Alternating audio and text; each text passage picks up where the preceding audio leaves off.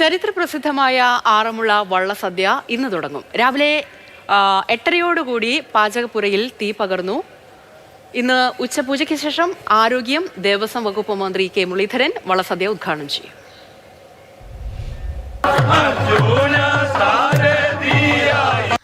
ആറന്മുളയിൽ ഇനിയുള്ള 2 മാസക്കാലം വഞ്ചിപ്പാട്ടിന്റെ താളങ്ങൾ ഉയരും. താളത്തിനനുസരിച്ച് ഇലയിൽ ഓരോരോ വിഭവങ്ങളും നിറയും.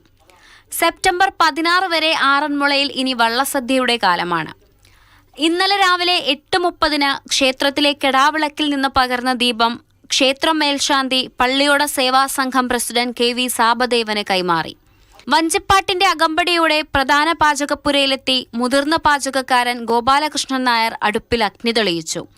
പാൽപ്പായസമൊരുക്കി പാർത്ഥസാരഥിക്ക് സമർപ്പിച്ചു.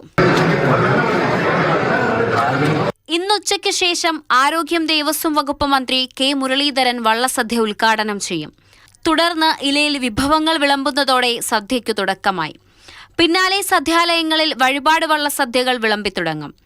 കേന്ദ്ര സഹമന്ത്രി സുരേഷ് ഗോപി, MLA-മാരായ Abhin Varkey, Pazhakulam Madhu, Devaswom board president K Jayakumar, മുൻ ഗവർണർ ശ്രീധരൻപിള്ള തുടങ്ങി നിരവധി രാഷ്ട്രീയ, സാമൂഹിക, സാംസ്കാരിക രംഗത്തെ നേതാക്കൾ ചടങ്ങിൽ പങ്കെടുക്കും. ആദ്യ ദിനം 10 പള്ളിയോടങ്ങൾക്കാണ് വഴിപാട് വള്ളസദ്യ.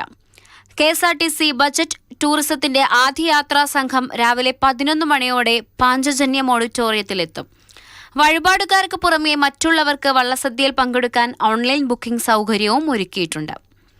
മാതൃഭൂമി ന്യൂസ്, പത്തനംതിട്ട.